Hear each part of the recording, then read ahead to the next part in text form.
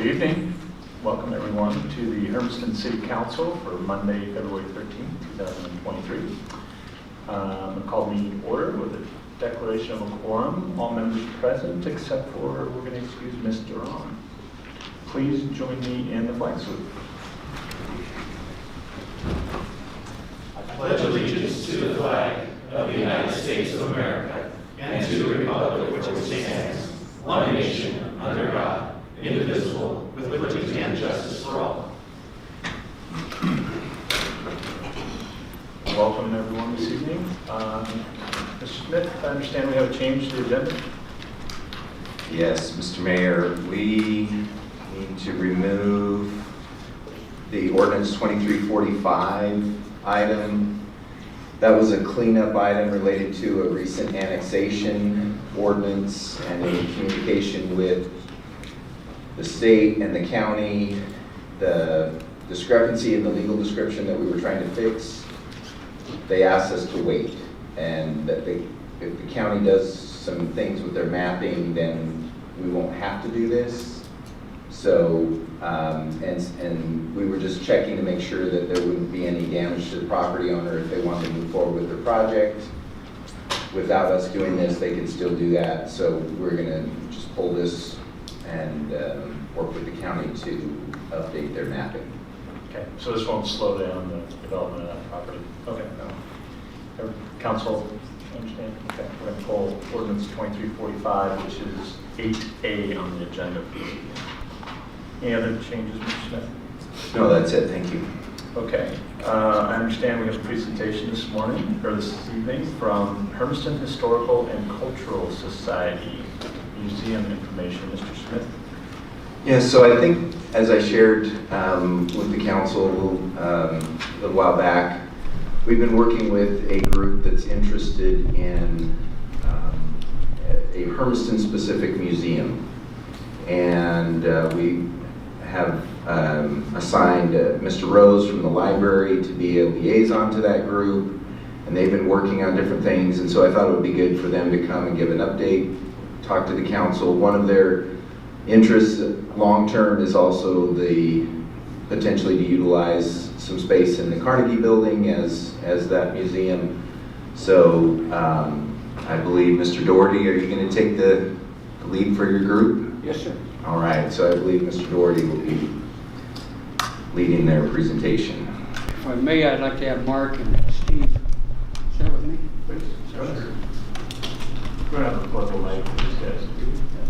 Can we move that one over? Just we're recording this online, and so the audio is a lot better if it's spoken through the microphone. So.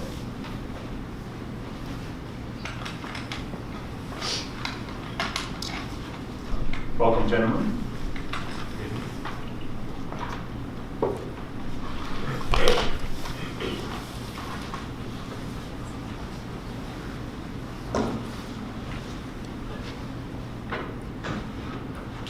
Is it off or on? It's on. Okay. Ready? Yes, sir. Thank you, Mr. Mayor, members of the council, ladies and gentlemen, city staff and the audience. My name is Dennis Doherty, Hermiston resident, here tonight to present on behalf of the Hermiston Historical and Cultural Society.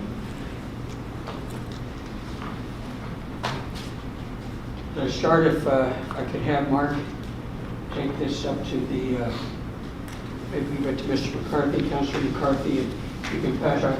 This is just a copy of some of our corporate documents that we have completed so that you can see that our legal work in that sense is completed. And tonight we'll be talking about our mission work. The subject of our mission work is a museum. Mr. Doherty, can I have you pull that microphone a little closer to you? Yeah, there we go. Thank you.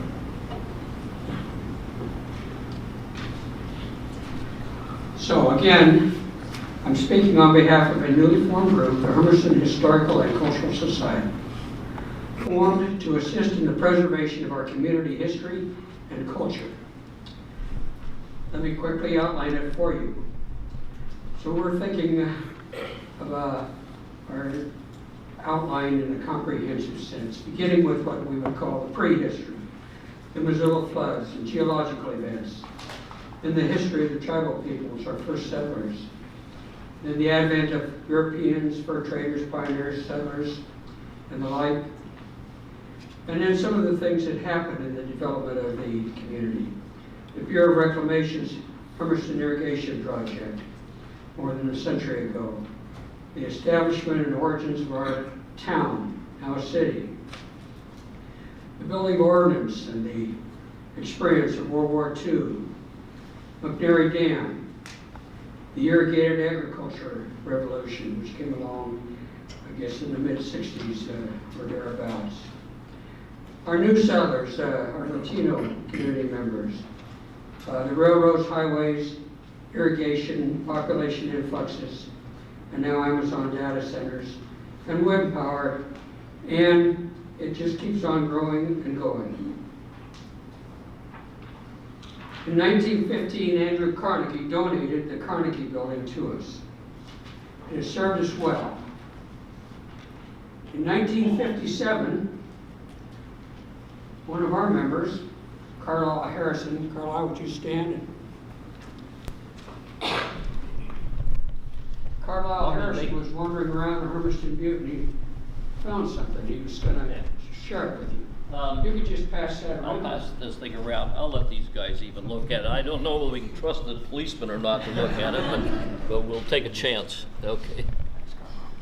I grew up in Cascade Locks, and as a little kid, I used to go out and do all these little ladies' yards. And my day would be made when I'd find an arrowhead. And there was a lot of arrowheads in Cascade Locks. It was the Cascades if you look at your history. And the first day I came here in 1957, we had a little duplex over on Hermiston Avenue. And right out in front of my place there was Knight's Grocery. You people, most of you don't even know that existed. There's a place called Knight's Grocery. There was an open field between Knight's Grocery and the Butte. And since I was a science teacher, the first thing I did is I went across that field, jumped the ditch, went up on top of the hill, and looked around and saw its potential as a science teacher. I went to the north side there and I saw this crack going down the side of the hill. And I could see that people had gone down through there. And so I went down there. And down there a ways, I see this knife sticking out of the ground. I knew this was a good place. And so I've been here ever since. Had Doug's mother in class, had Jackie in class, a few others around. But anyway, there's, I don't know where it is now. And oh, it's almost over. Okay. So anyway, that's the first item. I believe, isn't that right, Mark? Yes. That's the first item we've got for the museum. Thank you, Carlisle. Lydia, you want to add anything to this? Well, interestingly enough, also in 1957, Hermiston Public Schools printed, published, and distributed this book.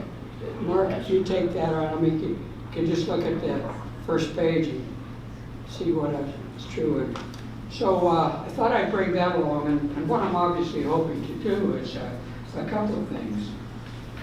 I want to stimulate your interest in artifacts, that's called, historical things. Not that that's the only thing that the museum will be talking about, the cultural center will be dealing with, but it's awfully neat to have those things because these artifacts symbolize important things. The first one is, if you don't see something, you probably don't know that's something. And the second one is, if that something is not preserved, it will probably never be seen, and the story will never be known. So obviously, the kind of adventure that we're talking about is going to involve a lot of things to remind us of the events, experiences, and so forth in our community. Our goal, of course, is to assure that Hermiston's history is seen and is known. So, The HHCS, again, that's the Hermiston Historical and Cultural Society, has been formed. It is here, but it needs a home, a support base, and, of course, a future. So on behalf of this organization, these volunteer citizens, a couple of them I'm going to introduce now. So Mark Rose is our city liaison. He's on our board. Steve is our, I guess you would call him PIO, the kind of stuff Steve always done, has been doing for years around Hermiston. He's on our board. Levon is on our board. She's secretary. Carlisle is on our board. Lydia declined for some reason. Karen Bounce is on our board. Roger's her driver. Jacob is his wife, who was our secretary, is not here, but Jacob's the treasurer, so he's on the board. And who am I missing? Well, that's a pretty good How representation. about me? Oh, my wife, the chairman, Mrs. Doherty. I'm guessing you saved the best for last, right? So, on behalf of our organization and these volunteer citizens, I have come tonight with an ask. That should not surprise you, based on what I've said. Our first ask, will the city of Hermiston join with us in calendar year 2023 to help preserve our joint historical record for the benefit of our children and their children and posterity, as long as we can make it last? And may we have the use of the Carnegie Building to serve as the centerpiece of this effort. And third, will the city of Hermiston join with us in a meaningful way, structurally, so that this is a joint effort and may itself become a part of the history of our community? So having said that, I want to make sure I've introduced all of the members present. Did I miss anybody?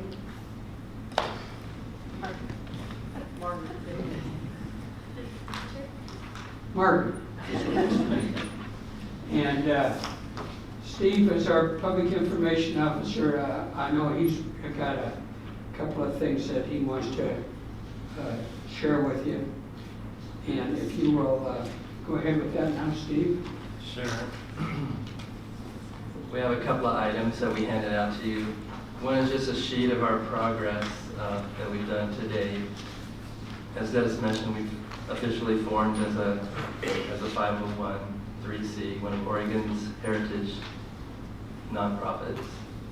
And to get cracking, we wanted to say it's important that we interact with the community from the very beginning, both to help make this inclusive and to help making it as successful as it can be. And really to that end, we've been meeting face-to-face with individuals, face-to-face with the council. We hope to go to civic clubs, and we've spoken to the media. And beyond that, we want to use, of course, all the digital tools that we possibly can. Email newsletters, of course, a social media site, and before you is a website under development, which I would call a virtual museum. It really will do three things. One of the things it'll do is to help people find out right away how they can volunteer, how they can become a member, and how they can donate to the community. The second thing the website will do right off the bat is have news about the progress of our development, but also include other heritage and arts events that are happening in our community as we speak. The high school has a play. There's an author speaking at Umatilla. Those kind of items to make the page fresh. The third thing that it can do right off the bat is start collecting words and pictures from our community. They're spread everywhere, from newspaper articles to people's closets. Start putting articles on the website about businesses, individuals, families, historical events in our community. And we can start building that right away. Virtual history as we work towards the development of a physical be a sale. And Mark, before I ask for input from the council, do you have any comments? You know, as a librarian,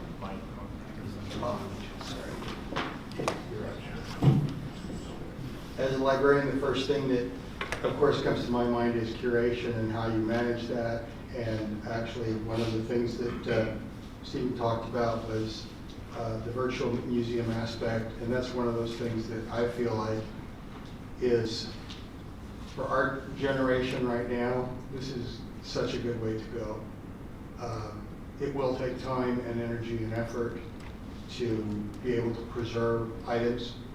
The box that we set the knife around in is not a museum type box, but those things cost money, and at some point you have to have a way to collect and organize all of those things so that they can be well utilized by both the museum and the community. So it's a beginning process, beginning steps, and I think it's got great potential. You know, there are a number of different events that have occurred in this community that really aren't being recorded, and other than newspapers, and I think it's time somebody start collecting those and helping the community know a little bit more about what its past is. Thank you. So I believe the packet is going around that will demonstrate that we're fully incorporated. If we have any more steps of incorporation to go through, we'll do it, but I don't know what they'd be at this point. And we have our IRS letter of recognition, being tax exempt. We have our elected board, and we have some members. One of the biggest challenges we've had to date is, because we've been doing this for maybe plus or minus a year, we don't want to get ahead of ourselves. We're just dealing with the conceptual stuff. Setting a target, trying to interest people, measure the commitment of the community, the city, and others, and hoping that the momentum will build.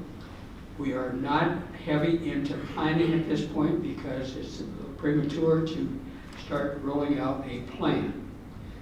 So what we're going to do is, with Steve's assistance and the website and stuff, we're gonna roll things out slowly, give you folks plenty of time to decide whether you want to mess around with this in us, but please take that as a serious request, because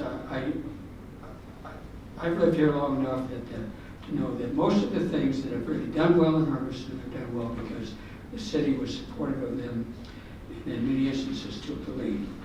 And I could list a large number of those things. I don't really think we can be as successful as we need to do without a partnership with the city. If you have any questions, we'll take those now, and if you don't have any questions, I guess we'll get on with your agenda. Well, thank you, gentlemen, for presenting tonight. I want to make sure the President, Madam President, has an opportunity to speak. Did you want to say anything this evening? I am so tired of the work that he's had me do. I'm ready for this, so no. Well, we appreciate all the work and effort that you guys have put into this. Personally, I've long viewed that building as an opportunity for the community to develop as a future site for a historical center of some sort, cultural center.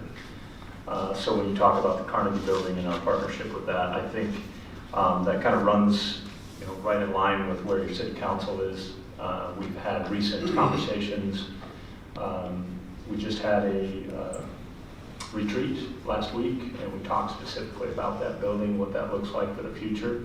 I can't commit to you now, we can't commit to you now, but know that that's part of our conversation, and we continue to look at that as an opportunity to share that with the community, and it's a beautiful historical facility that we should continue to use in that capacity. And so I just want to personally say thank you for all the work and effort that you guys have put into this. It's Hermiston's, as far as I know, first time crack at a historical and cultural society, and trying to provide for the rich history that we have here and restoring that and keeping it up. And that takes a lot of effort and work, and so we appreciate you getting that groundwork started and progressing forward with that. Couple questions that came to my mind is I see that this is labeled as a steering committee.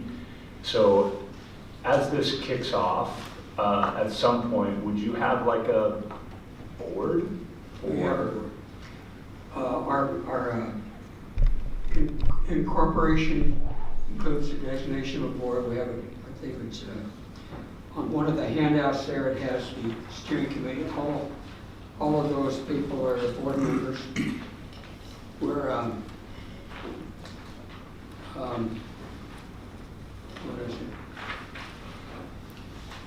We're a little bit reticent about getting ahead of ourselves. We just don't want to do that because, you know, realistically, Mr. Mayor, even if we have the use of the Carnegie building as a display area, we're going to need more than that because we have to assemble stuff. We have to get it cleaned up, we have to store stuff, safeguard it, keep it insured. And of course, that would be for display over there. So I'm not sure that it's going to meet all of our olden days, but it sure get us in the door and get us going. The reason I asked the question, all wonderful names of giving individuals in the community, in our society, and in historical time, all of these individuals have given a lot to our community. But there may be some people's names missing. So is there some capacity for growth in that? Could you add people to that over time? We can. We have a membership committee in our plans. We have a chairman for each of our committees. We have other committees that are waiting for some direction to develop so they can actually start doing the work. We've tried to think of all the bases we need, such, you know, funding, a home, memberships, and organizational status. We've done some coordination already with the other museums in the county, and so a few people may be ahead of some of us in terms of knowing where we need to go or what we want to do. But the main thing at this point is, again, we don't want to get ahead of ourselves. We want to create the framework so that the community vision, which we think we have started, can be fleshed out and built and remain a lasting piece of our community. The only thing that stands out to me is it's historical and cultural society, and I just want to make sure it's as broad as our culture is within our community. And so adding that diversity and membership to the conversation, I think, is important. So something to consider. I appreciate that, and I think the initiative for that did come from some things that the city has already done to expand that cultural awareness and participation and cohesion. Yes, Councilor Kerman. Recently, some members of the city council attended a city at the Capitol event, and one of the conversations that we had was with one of the representatives, Bobby Levy, and she was extremely interested in this type of a situation as well. So, just as a handout, basically, you might reach out to her as well to see about some additional help as needed in that respect. Can we reach out to her and tell her that the city's with us? You know, I think Just teasing. we will take it under advisement this evening. We will take this back as you've said, an ask to the city council and allow us to deliberate a little bit more on what that looks like and how we can partner with you.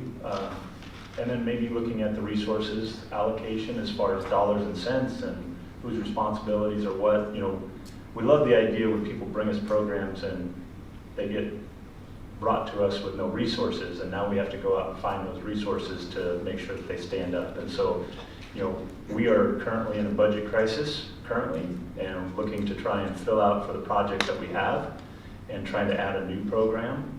We have to be considerate of all the programs we have currently and making sure that we can fund those. And so looking at adding additional resources into a program that we don't have currently would be a stretch for the city at this point. So, having that more broad conversation, I think, is important before we would answer yes or no whether we can commit to something like that. So we would be happy to allow you all the time you need as long as you make a decision within a month. And if I may respond to Councilor Primer, we're really, again, reticent about doing anything that would give the appearance that we're trying to get ahead of ourselves or ahead of the people we want to partner with. So we want to build that consensus slowly. We certainly don't want to create any impression we're trying to find ways to put pressure on the city or anybody else to do this and do it right.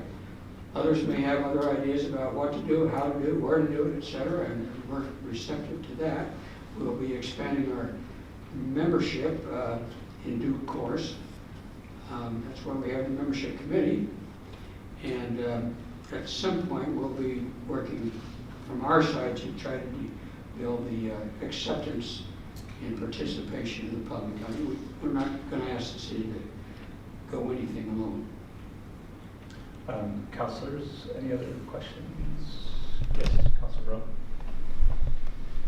Mr. Doherty, just a question. So a little back and forth of, I guess, fleshing out ideas, but I guess for me to get refocused and knowing what we just discussed, what does support from the city look like to you at this point? How can we support at this point? I think it's, like you said, we don't want to be too premature in commitments of facilities. I think at this point it's something that the council is going to discuss, but as of tonight, what does support look like for your group? We have postponed getting to this point for a number of months so that hopefully the situation regarding the building that we're interested in could clarify. So the first thing that I think we would like to hear is whether or not that building might be made available to us for display purposes, and if so, then we can proceed with some planning around what kind of things would that building be suitable for. Obviously, some museum and cultural things would not be suitable for that building. But that's what we thought would be a great storage place because it's a historic building in itself. And if you haven't done it and aren't familiar with the Carnegie buildings in Wenatchee, which is the home of the Washington Apple Blossom Festival headquarters, or Pendleton, that's been a public facility, museum, and art purposes for many years, at least back to 40 years ago when I first became familiar with it. And in LeGrand, they have a beautiful big building. I don't know what they do with theirs, but all of them have been put to public purposes at some point. So this might be a good time to repurpose that building, and we're here to help you fill that void. We think you have a need, and we're going to help you with it. Thank you. We appreciate your help. Yeah. Other Councilor Bliss, Councilor Miller. I just want to say that I like the name Hermiston Museum of Culture and History because it sounds all inclusive to me. One thing I was thinking about, I just wish my grandmother was here, that she would be able to tell you the history of when she first came. It was only like 2,000 people here, so that she had a wealth of information. I do not. Well, sometime when you want a little follow-on on that, come talk to me and I'll tell you why we got started on this. And that alone, I think, is good reason to forge ahead. Other questions, comments? Mr. Smith, what's this look like as far as trying to get it on an agenda, a work session? How can we further this conversation? Well, I think as we've kind of finalized and prioritized some of the things that came out of the goal setting session, this was an item that was on that list of discussion. And so I think kind of as the council looks into that, prioritizes, then we can take a look at how we move a process forward to continue this discussion about the Carnegie building. Kind of parallel to that, we're also working to kind of finalize our city use of that for office space and so forth. And so that will be kind of a parallel track that we're going down as we look at how we can move the final piece of city staff into the city hall building. Perfect. Might add, Yes, sir.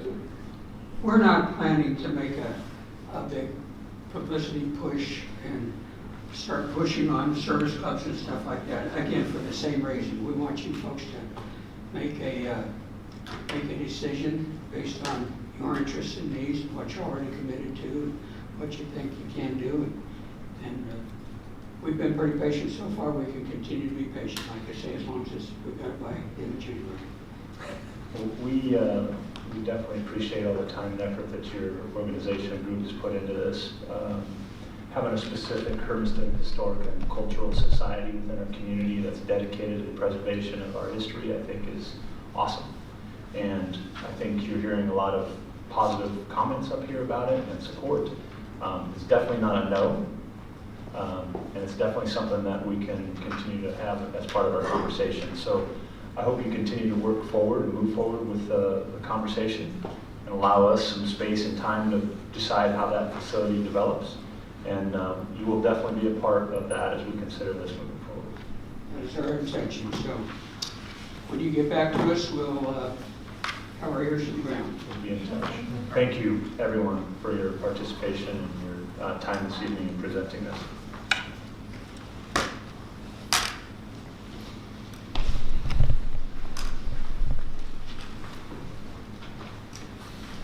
All right, now we're going to move on to the next part of our agenda, which is citizen input on non-agenda items. So if there are members of the community tonight that would like to talk to City Council on items that aren't on our current agenda, please come up to the microphone up front, introduce yourself by name and address, limit your comments to not more than 5 minutes, and direct them to me.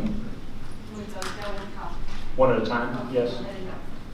You can definitely both stand there, yes. Up to the microphone, yes. Yeah, but just one at a time to speak. Thank you. Please introduce yourself by name and Hi, address. my name is Carol Boggs. Carol Boggs, your Carol address? Boggs. My address is 81445 North Ott Road, Hermiston. Thank you. Yeah, I've never done this before, but I'm going to tell you what I'm here for. Okay, I'm please. here to ask or find out if I can get any support or where to go about starting to bring in an animal control officer to Hermiston. I feel we absolutely need one. I spend many, many hours out catching, trapping, working on the feral, stray, dumped dogs in the community, and it will also help free up our police who have to come out and escort with some of that. We have a big problem, and it seems to be growing as our city grows. So I think that that is something we need to take into consideration. We've had a recent event, which brought me here today. Not that many haven't tried to get me here, but a woman walking on our streets that was attacked by 3 pit bulls that have already been known to the police. And so next time, it won't happen again. We got to stop that next time and step up now so it doesn't happen. We have too many kids walking the same street. People are walking around the areas. This isn't just one thing. This is just this week. Last week I was out catching and trapping stray dogs, 5, 6, 7 a week. It's getting out of control. We just need help. The community needs safety. Dogs showing up at people's businesses, showing up in people's yards, homes, some aggressive, some not. I mean, we can't sit here and pick and choose who is and isn't, but we have to have somebody to call for help. This is Robin Barker. You want her to come up next? We went kind of in this together. Yeah. But that's what I'm here for. Okay. Hi, I'm Robin Barker, 645 East Sunset Drive, and I'm with Buzzball Animal Rescue. Fuzzball Animal Rescue. Yes. Okay, thank you. And along those lines, we have an animal problem. And last year, at the end of the year, Buzzball Animal Rescue had bills totaling $90,875 just for the vet care for the stray animals that are hit, poisoned, abused, neglected out there. We can't turn any of them away. We would never do that. But something has to change. And as she said, this shouldn't be a police problem, and the shelter's doing their job, but we need animal control. A lot of these animals that are roaming the streets do belong to people, but when they come into rescue and we give them their vet care, they don't come to retrieve them. One, they don't want to pay those bills. And so we rarely get an owner to come forward. And right now, there's so many animals out there on the streets. I don't know why the dumping problem's increasing and the free roaming problem's increasing, but a lot of times you see on Facebook posting, so-and-so's on a walkabout again. If you see them, let me know. And something has to change.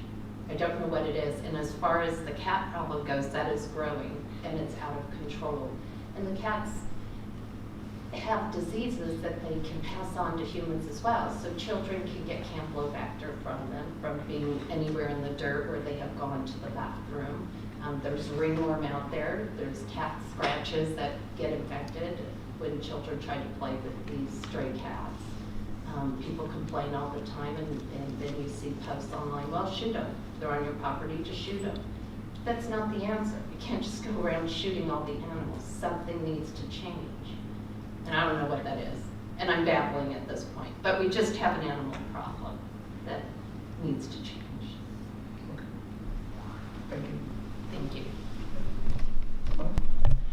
Hi, my name is Sadie Schneider. I am visiting from Southern California. I am a Hermiston native. My sister's address is 125 Northwest 4th Street. I have gone to university for 4 years in California. I have a lovely German Shepherd named Lestat. I've only been here for 2 months, and I have seen a lot of free roaming, and my dog was recently attacked by 2 pit bulls, and I have never seen anything as atrocious in my life. We luckily found the owners of these dogs, and they did not want to take accountability. If anything, they became very aggressive towards me and my family due to it. I see a lot of people with animals that come out of their gates to come up to my animal while I'm going on walks. I have never felt so unsafe being here that I have in these past 2 months, and it's due to people's negligence with their animals.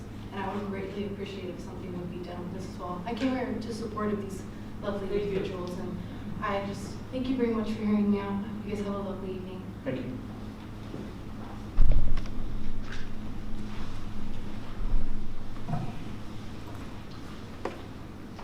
Anyone else this evening want to speak on non-agenda items? Mr. Mayor? Yes, sir. Just to let you know, each of you should have received a forwarded email that came into our public comment email along this same topic. So that will be added to the record, and you can review it as well. It's from a Lydia Teft. Virginia. Virginia Garcia, 435 East Sunset Drive, Hermiston, Oregon. First of all, I'd like to thank everybody that attended the MLK Peace Walk. It was a very, very successful event. I appreciate everybody. Mr. Smith, for your word of encouragement, and all those that spoke. It was really great. But one of the other reasons I'm here is that I was reading the information about our increase on utilities.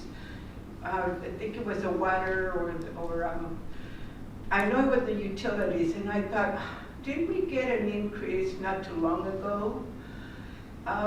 So then I understand too that the increase is happening every 3 years. And I want to know what the cap is. When are we going to stop paying, or that increase is going to continue to go up? And what are we looking at as far as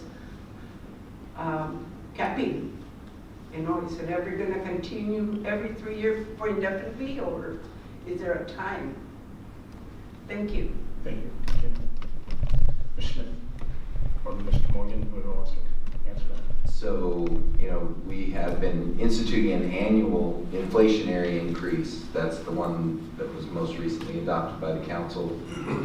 And, that's being done so that we don't get behind the costs that it takes to operate a utility, and to keep ourselves in compliance with various regulations, and to keep the system functioning as it needs to be safe and provide the resource that we need within the city. So, I can't say if costs quit going up, then we could stop looking for revenue increases, but that's not a realistic vision, so. Yeah, it's, Virginia, part of our responsibility as members of the community is to pay for the resources of that community, and one of those is safe and healthy infrastructure. And unfortunately, we have some infrastructure that's failing, and it has to be replaced over time. And that's just one of our roles and responsibilities. It's a straight pass-through cost. There's no profit margin. There's no money going into the general fund. It's just to help pay for the upkeep of the system, whether it's water or wastewater or our streets or our electrical organization. And so we want to make sure that the water's going the right way in a healthy direction, and the sewer's going the right way in a healthy direction, and the streets don't have potholes everywhere, and the electricity flows to your house when you need it. And all of that requires investment, and that's part of our responsibility as citizens of our community. And we've put in place a fee structure that we've tried to be considerate of our members and try to be, especially for our lower income population, making sure that we're not running people out of their households because it can be expensive. And so we're always mindful of that. We do have a public infrastructure committee that meets quarterly to discuss those things as well, and it's an open public meeting, and you're always welcome to participate and hear the challenges we have as a city trying to address those needs. And so, yeah, it's one of the unfortunate roles and responsibilities we have as a council is to make sure that the expenses are met with appropriate fees, and so that occasionally causes us to raise them. So, yes, Councilor. I know that, especially during the colder times, your power bill will go from $40 to $120 in like 1 month. Looking at the Hermiston Electric website, there are several energy assistance programs to help offset some of the costs, and so I highly recommend looking into those. Capco, been there, done that. I had a couple of years, being a single mom, and I've used that one myself, and it's amazing what you can, how you can make that change. So, it's an unfortunate reality that costs will keep going up, but there are resources out there, and they are posted under the energy bill assistance programs. They're right there. And they're actually they're really neat. So if you know of anyone that needs help with those, I highly recommend they look them up because they're good folks. The city has resources as well, right, for folks that are struggling to meet. Yeah. Council may remember it was about 3 years ago that we did include a low-income assistance for the water and sewer side of things as well. We do see a number of folks take advantage of that every single year. There is still some capacity probably to see a little bit of growth in that. The way that one is structured is that if you're below the federal poverty line, then you will receive a 50% cost reduction on your base utilities. So you're still kind of in control of how much water you use. That's the biggest way that you can control your costs, but this at least reduces that base fee. So that is still available for folks, and the paperwork's available at the front desk of City Hall. Thank you. Are there others here this evening on City Council on non-agenda? Okay. We're going to move on to our consent agenda, items A through C. Any of those need to be pulled by the council? No. Can I get a motion? No, is there any public comment on consent agenda items A, B, or C? Okay. Seeing none, can I get a motion to approve consent agenda items A through C? Moved. Second. Moved by Councilor Kremer, second by Councilor McCarthy, that we approve consent agenda items A through C. Roll call. Yes. Yes. Yes. Yes. Yes. Yes. Yes. Motion passes unanimously. Moving on to number 7. There is no number 7. We didn't remove any. Number 8. As you recall earlier, we pulled item A from the agenda, so we're moving on to item B. B, amending AWS LTRES agreement and superseding resolution 2239. Mr. Smith. Yeah, I'll have Mr. Morgan. Yes, Mr. Mayor, members of the council, I had at least one of the councilors ask the obvious question of these two resolutions look identical, and they essentially are. So this staff report really covers the next two topic items. You will remember back in September, we brought to you two resolutions to approve long-term rural enterprise zone property tax incentive package for Amazon Web Services for two separate data center campuses. We really try to treat them as completely separate developments, so they have separate agreements. That's why they have separate resolutions on both of those, as well as now this evening. We were approached back in December by the company about making some minor modifications to both of those agreements. And it's really driven by a number of things that they're trying to reconcile and make consistent across all of their agreements that they have across the region. But really there's two changes that they're making a request for. The first change is to which section of the state law that they're qualifying for those long-term rural enterprise zone exemptions under. In their application, it referenced one section of the LTRES agreement law. They're requesting to move to just one other section, and the effective change there, the real difference is that rather than qualifying by making $200 million worth of investment within 12 months of being issued a certificate of occupancy, that will drop to $12.5 million. But on the flip side of that, the trade-off is that instead of only having to hire 10 full-time employees, it increases that number to 50 full-time employees. And so ultimately, we've talked through this quite extensively with our partners in the enterprise zone, with Umatilla County, County Assessor's Office, as well as with the company. We really don't see much of any substantive change to the impact of the city from that change. Really, I think a lot of what it is the company itself, they have many things that they have to keep a handle on because these are very large developments, very large investments. And so I think there is a little bit of a kind of jockeying internally amongst themselves as to certain departments want to see a certificate of occupancy issued as quickly as possible.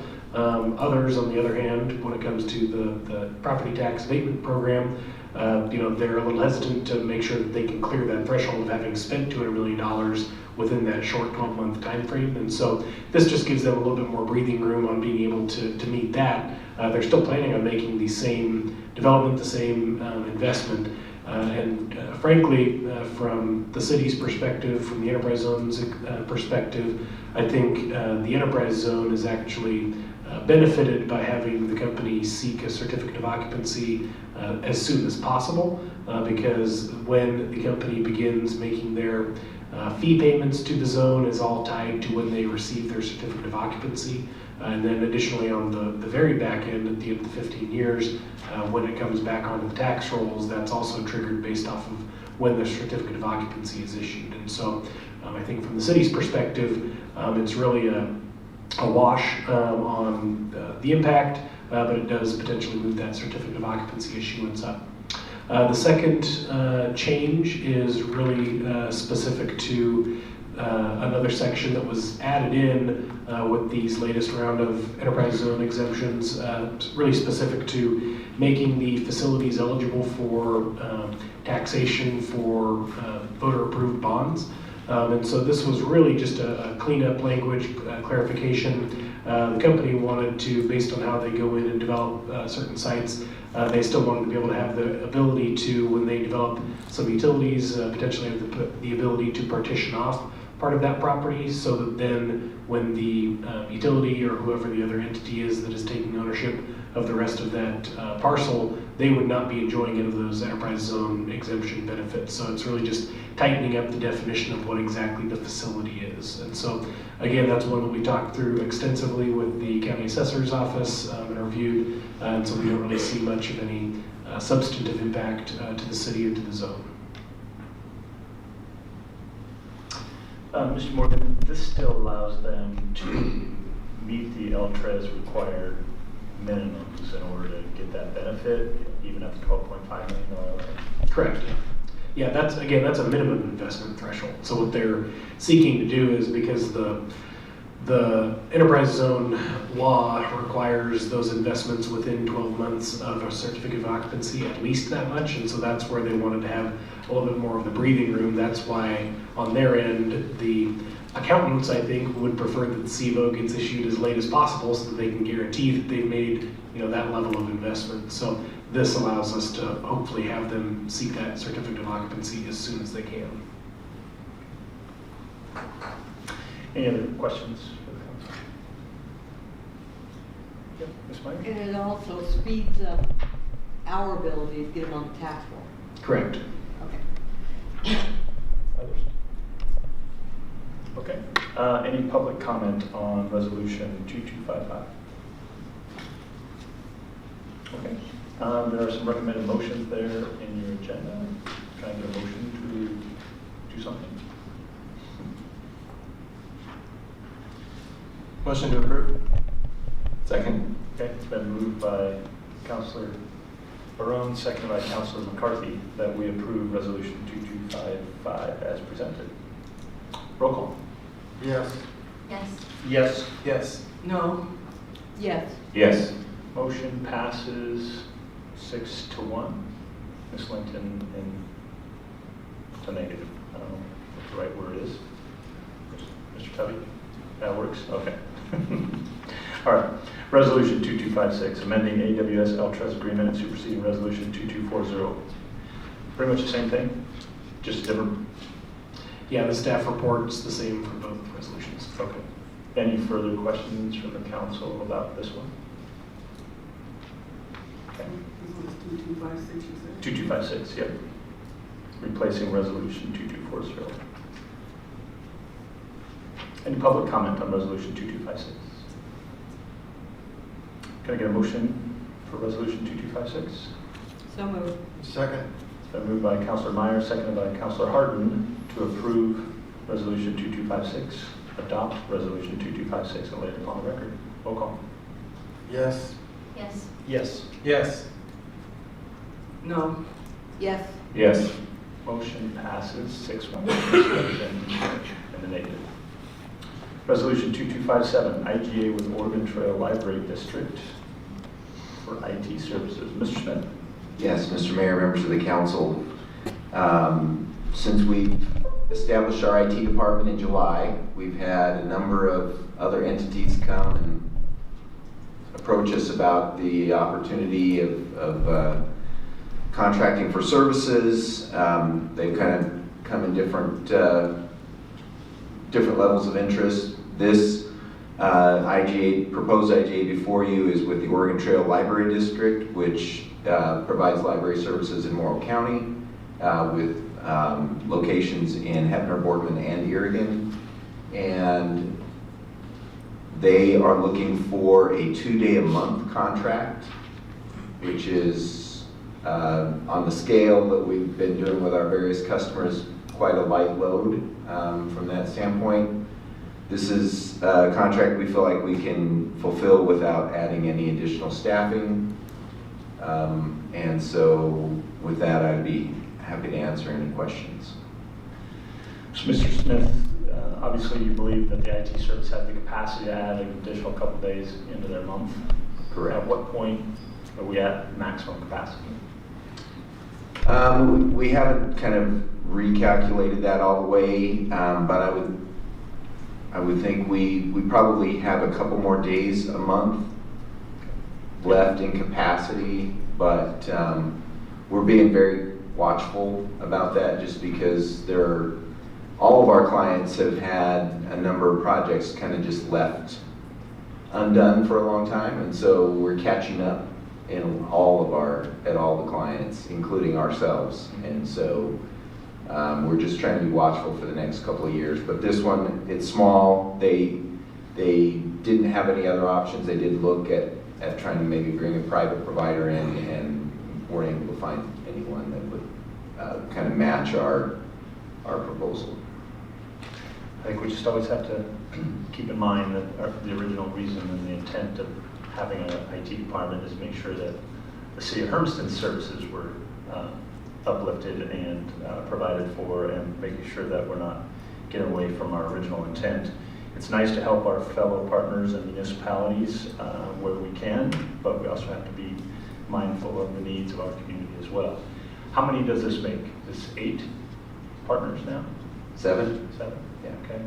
So it's been a nice growth area for the IT department, but we just have to be mindful of that. Doesn't outgrow itself. Yes, Ms. Meyer? Okay, you say if we add this one, then we still have a couple of days that we are available Correct. for our own use or whatever.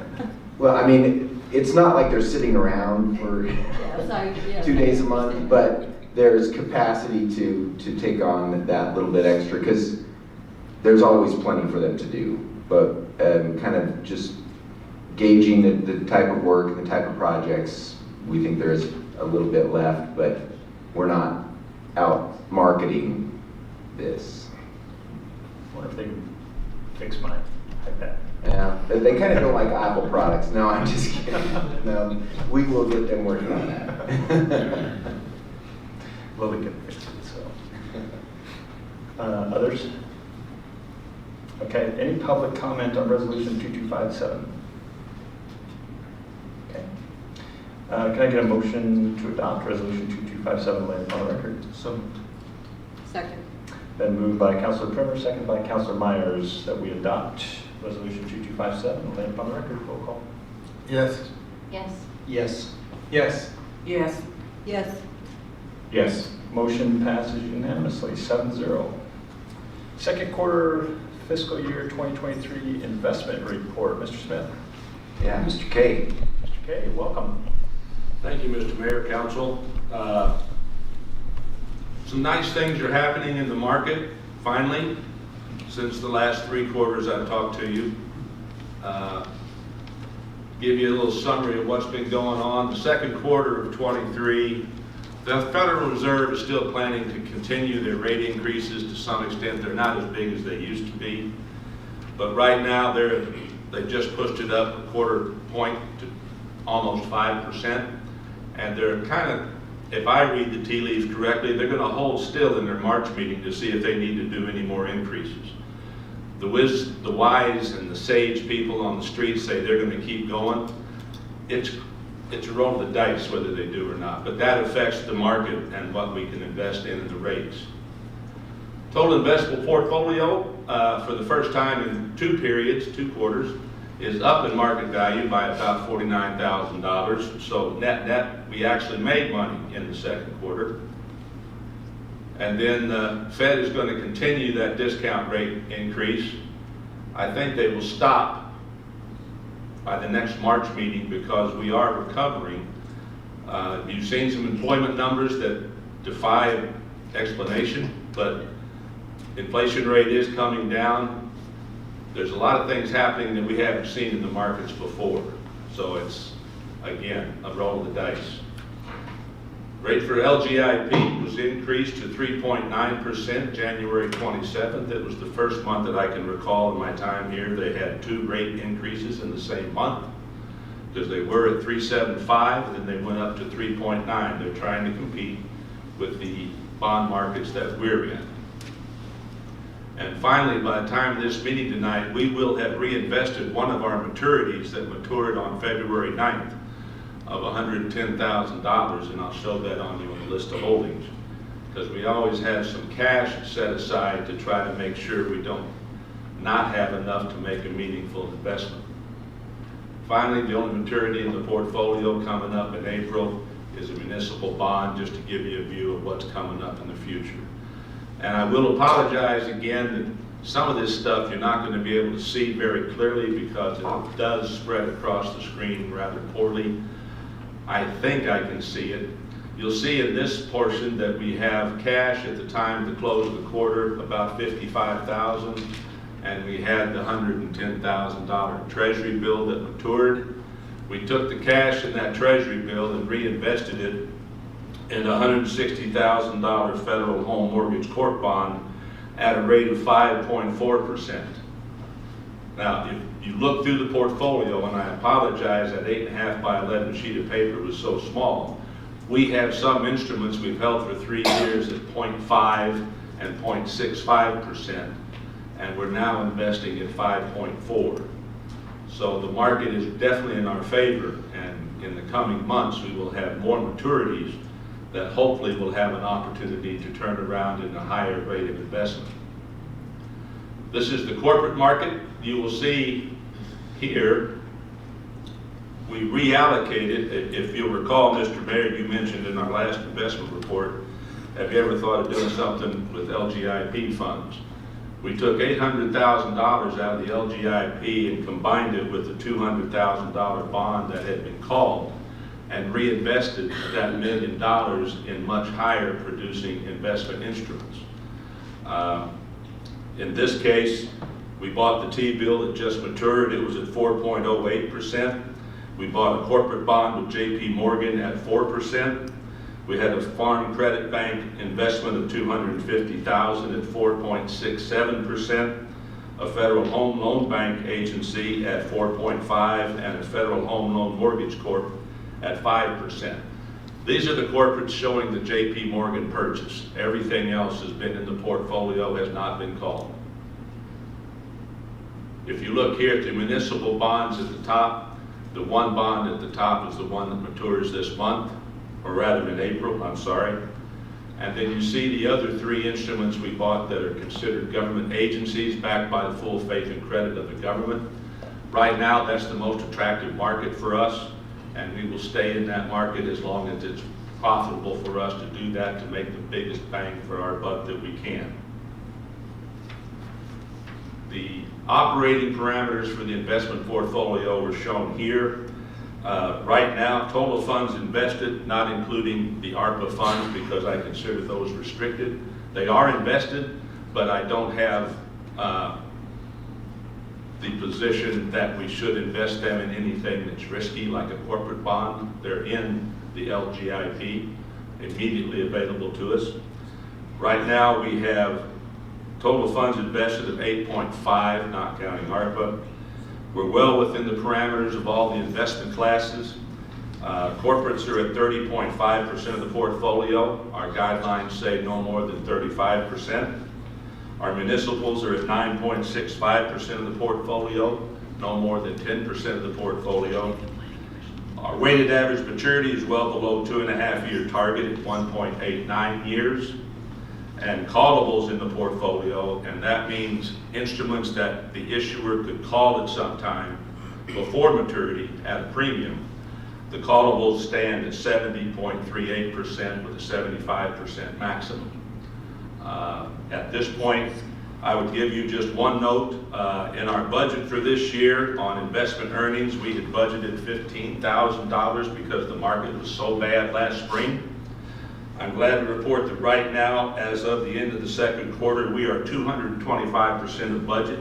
We've actually made $48,000 so far over 2 quarters versus what we projected we would do. I would be glad to stand any questions. Well, good job, Mr. Kay. Returning anything at this point. Oh, I can always get a return. It's just not going to be good sometimes. Well, this looks much better than my portfolio right now. Well, if you do as a restrictive investment policy as we have, you wouldn't have much risk.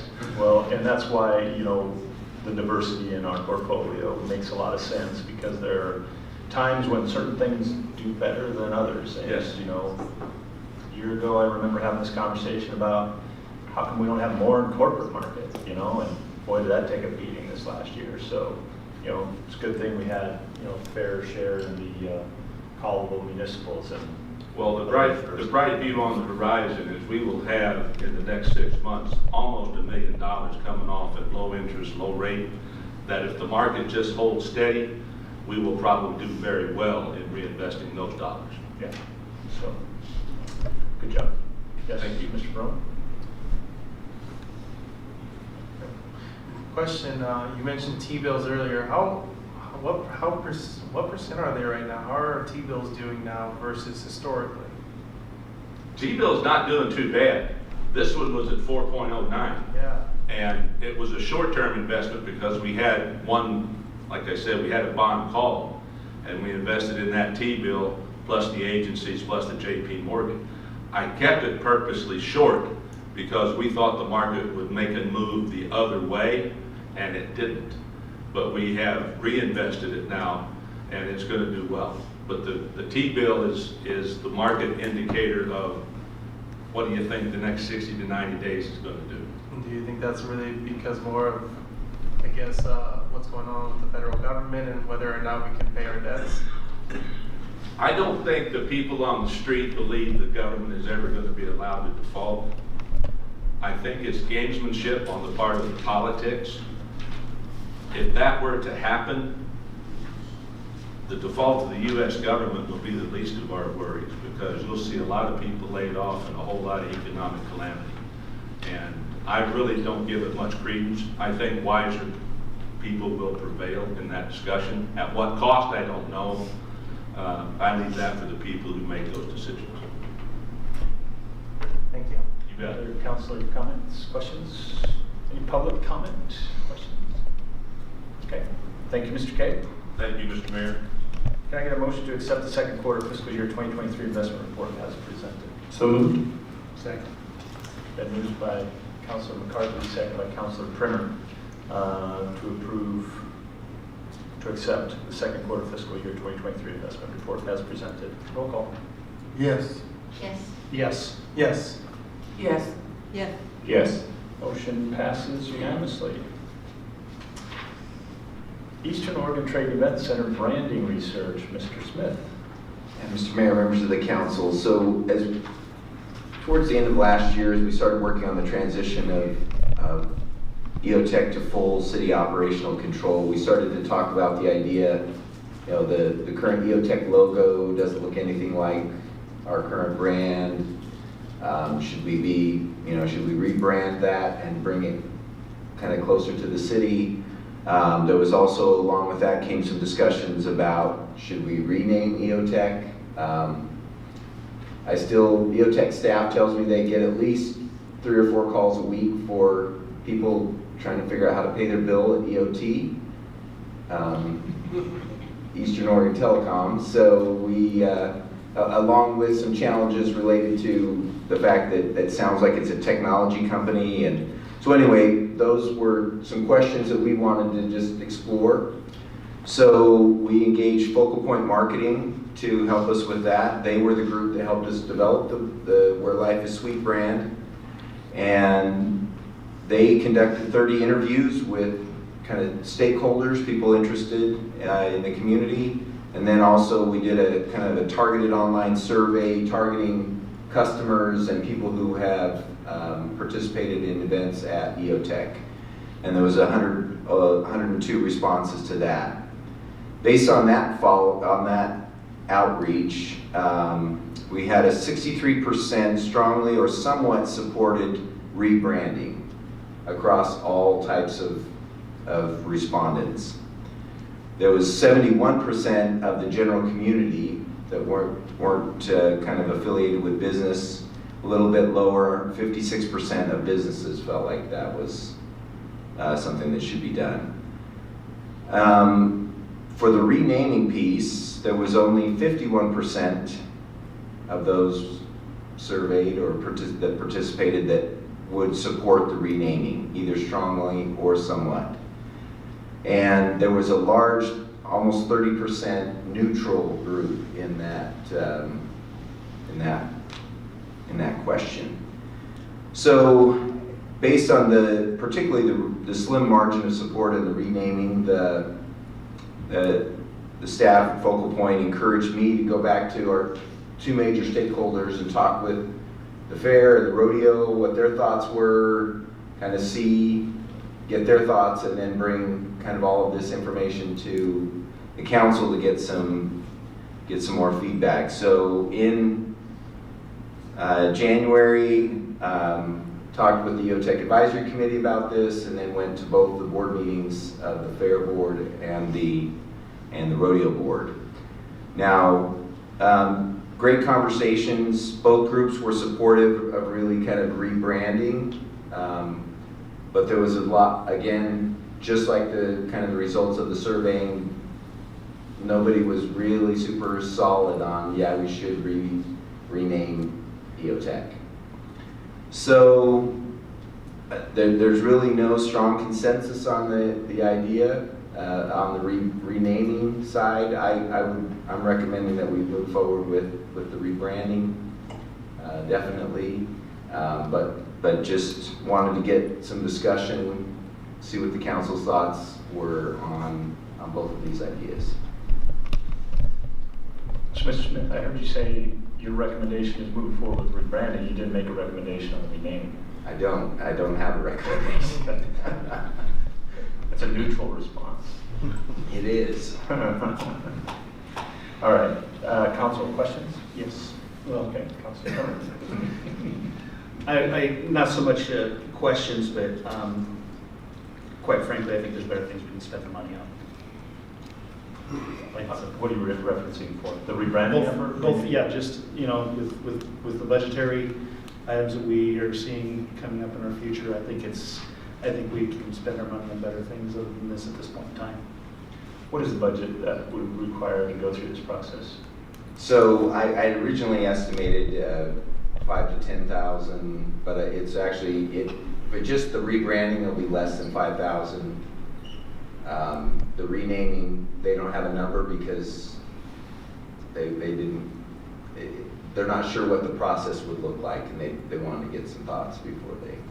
So what is your definition of rebranding? Is that making EOTech's current logo look more like the city of Hermiston's logo? Is that what you're Yeah, something along those lines where it would definitely be identifiable as related to the city of Hermiston. Okay. Yes, Mr. Brown? I think when I'm looking at the percentages, I think with changing the EOTech branding, people have something to think about or envision. They think of the city of Hermiston logo, right? But when we think about renaming EOTech, well, unless there's a better alternative or something better, then I would probably think what most people think, which is like, yeah, but if you don't have a better name, then probably keep it how it is. And so I think that's what I see in the numbers. There's a lot of hesitancy because, well, people don't have an idea of what it would be called and if that would be better or not than what we currently have. When we look at the brand, well, we have a brand, and I think there's clearly like some people envisioning, oh, okay, it might look something like this. So that's kind of what I see in the numbers as far as going forward with both of these. I think we saw what happened when we changed the city of Hermiston's motto, logo, or I guess what our saying is, and I think that made us look better as a result. So I would strongly support with the changing of the logo. I'm curious to see what the rest of the council has to say with renaming. I support it, but again, I think it goes back to, well, it's got to be better, and I wonder what it is. Yeah, Councilor Peterson. So I know that the Heroes complex is going up there, and I know Heroes stands for something. What does it stand for? Hermiston, Oregon Sportsplex. Because, you know, if that's up there and then we have EOTech and, you know, it's kind of,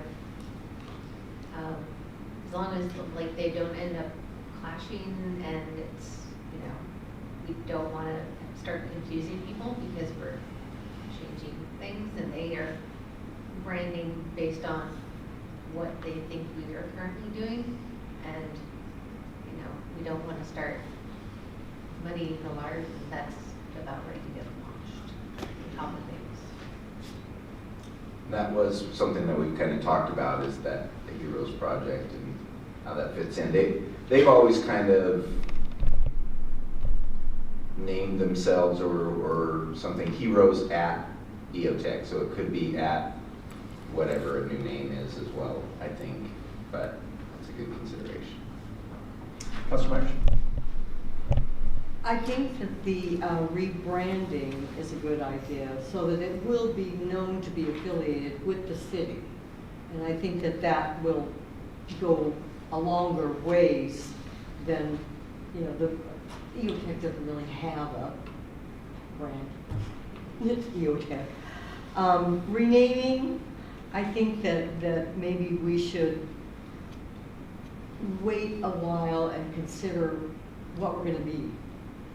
What kinds of events it attracts and stuff. You don't really want to limit yourself when you don't know what it will attract. Councilor?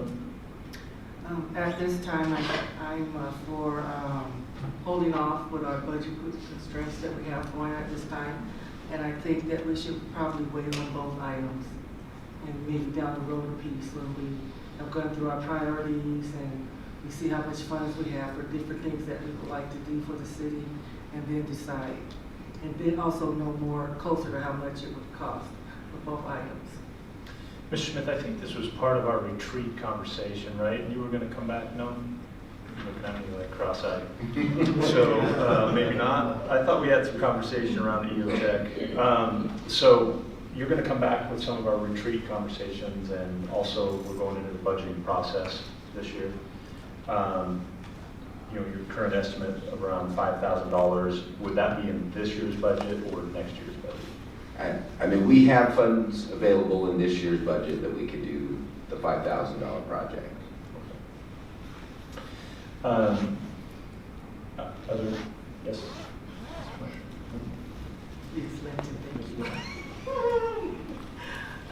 You just said that we have funds available. How much funds do we have available in this budget?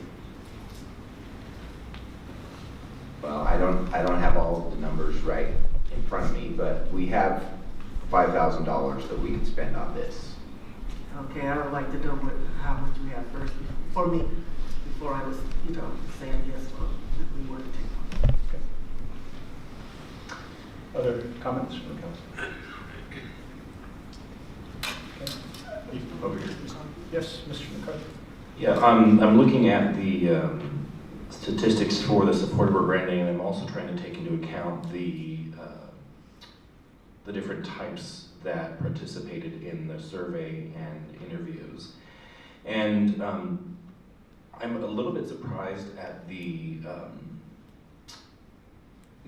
without a stronger response for the renaming, because I would posit, based on what I know of rebranding, which is limited, but I know a little bit, that renaming would be one of the strongest ways to support a rebranding effort, and the two would go hand in hand. So while I understand the concerns over budgetary constraints, I think if we're trying to remind everyone that this is the city's facility, we're doing this as part of a city effort, that doing the two at the same time would pull that more in focus with what we're trying to get out as far as a messaging effort. So people know this is the city's place, come here for things that the city wants you to do and support and go to. So I think renaming would be a strong push for part of the rebranding effort. Mr. Smith, I know the EOTech Advisory Committee has had some conversations around the name and the potential for naming rights. If we were to rebrand it, say, XYZ facility, then you had a major donor come in and want to name it after their corporation, you'd be kind of wasting time. Is that accurate? Well, it would depend. I think some corporations want the complete name. Some are able to, you're able to kind of use the existing name and meld it with their corporate names. I think it would kind of depend. But they would definitely want, they definitely want the visibility, kind of top billing on that. Okay. You know, looking at the numbers, obviously the rebranding had some very strong support. The renaming, it wasn't like it didn't have strong support. It had good support. It had 29% neutral, so people were ambiguous about that one. But that only meant 20% of people didn't support it. Right, and it was kind of like Councilor Barone's comments that without another name to decide, if it was really good, they'd like it. But if they, it's hard to say if you're gonna like the new name or not. So you have to go through some sort of visioning process to maybe get a higher buy-in. Yeah, I mean, some discussions with Focal Point would be, maybe you're able to put 2 or 3 names out there for some public discussion, public, feedback on before, in sort of a limited look at renaming and not a full, let's look at every possible option. And so that was one of the things that they suggested might be a process we could follow. And they could still land on EOTech. And it could. Yeah. Ms. Peterson. So of course, the former school teacher in me is going to go, if we had a kids contest about naming it, that could be cool, because kids come up with like the coolest ideas.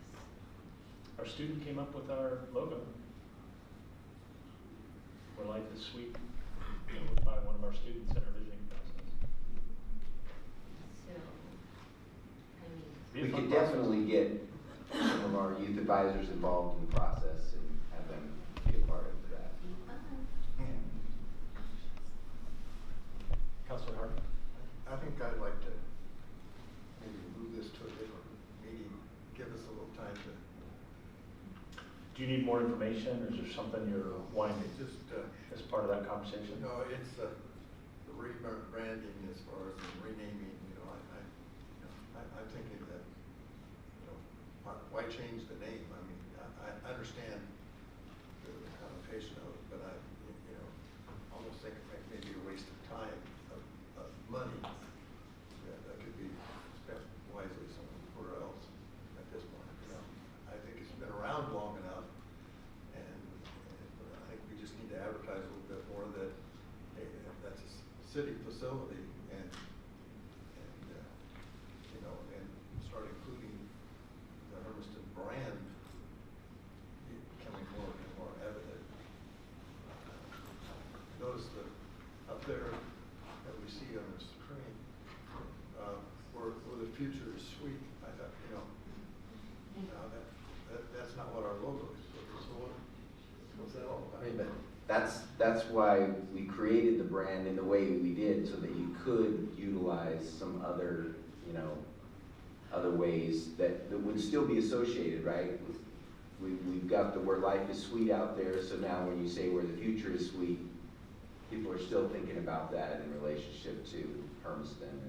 Yeah, I don't have anything against it.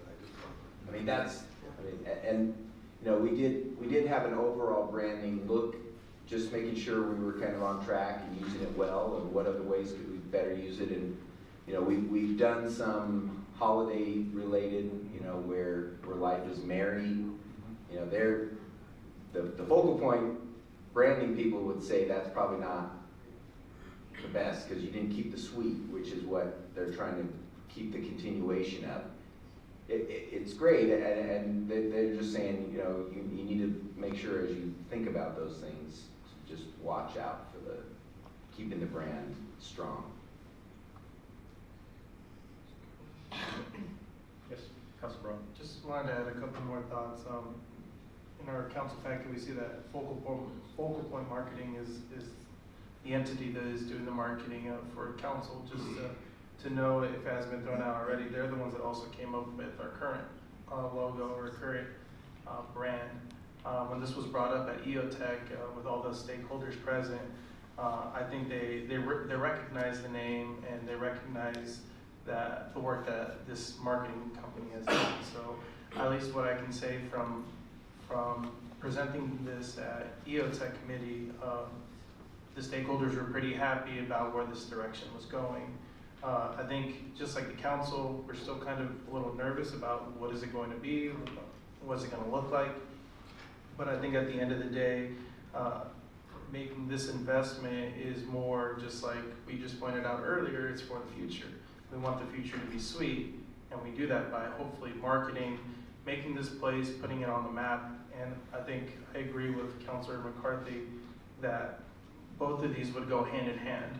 I think if you do one, then doing the other would probably be probably the most appropriate way to do it. I think we have a good team that would be focusing and doing the work. I think that they're going to reach out to community members, and I think this is going to be a process. I don't think this is going to be something that happens in a month or two. I think this is probably going to come back to council a couple times, probably go to EOTech committee a few times as well, where both Councilor Primer and I will be able to bring any recommendations that that committee makes. So I for one, feel comfortable moving forward with both of these agenda items, but I understand if council would want to move forward with just one at this point. But I think we should make a motion or should move forward with this. Okay, let's take some public comment. If there's a public comment first before we make a motion. Sure. Come on. Josh Roberts, 1709 Northeast 6th Place. I wasn't planning on commenting on this, but I just want to point out I found it fascinating that nobody's actually said the name of the facility tonight. We've all said EOTech, but that's our convenient acronym.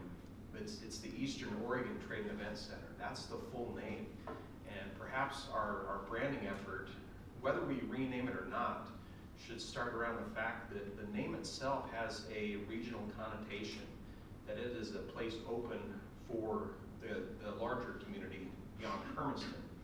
It is the city's facility now, but it's noteworthy to remember that it was built with the county's citizens' resources, the entire county, in a collaboration between the city and the county, and it also hosts the county's fair. And so it's more than just the city's event center. And I think rebranding is wise at some point to bring that focal point that it is this center that can bring in these events. But it is a regional event, and the name itself, Eastern Oregon Trade and Event Center, I think captures that. And so I just wanted to bring that as something, if you guys hadn't thought about it in your talks, that was just something I cued in on tonight, that we're all calling it EOTech, and that's how to actually the name. So, thank you. Other public comment? Okay, so I would take a motion. I would, I'll motion that the second alternative, instruct staff to move forward with rebranding and renaming, be the motion to pursue. I'll second. All right, it's been moved and seconded, moved by Councilor McCarthy, seconded by Councilor Barone, that we instruct the staff to move forward with rebranding and renaming. Roll call.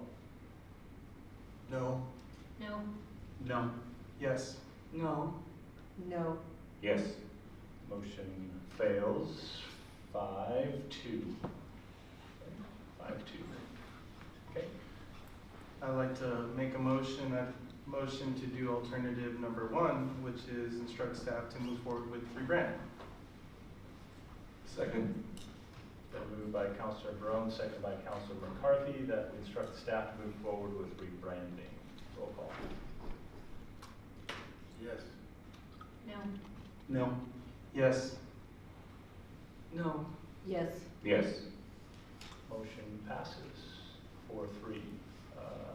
Councilor Peterson, Councilor Kremer, Councilor Linton, and negative. Okay, so staff has its direction. Mr. Smith, yes. Okay. We're going to move on to committee reports. Any committee reports this evening from the council? Yes, Mr. McCarthy. I got a couple of them. Yes. Had my first sanitary, is the title sanitary disposal committee? We had that solid waste committee meeting with Nancy, and it was very short, but I know their plan is to come forward to City Council in the next couple of meetings, I think, to discuss some potential increases for new equipment, as most equipment that we have is well over the age that most of these machines should last. And so they'll be bringing that forward to us soon, and with a hope for implementation in the next couple of months or so. And then we had also the Parks Committee meetings for the Legacy Park. I was there, as well as a number of other committee members, and there was an amount of input for public comment on Legacy Park. what that should look like, what kinds of facilities should be there.